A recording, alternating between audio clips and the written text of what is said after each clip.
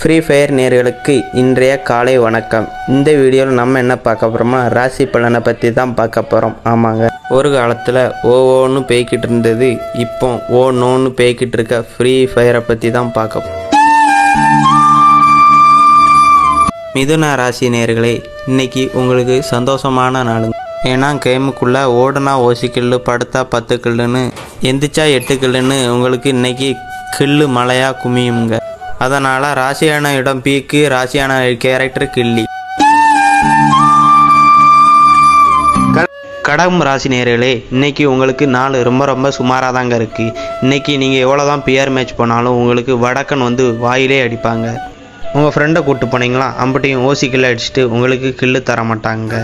இதற்கு பரிகாரம், அதுக்கு நீங்கள் சோலோவாக போயிடலாங்க. ரொம்ப நல்லதுங்க.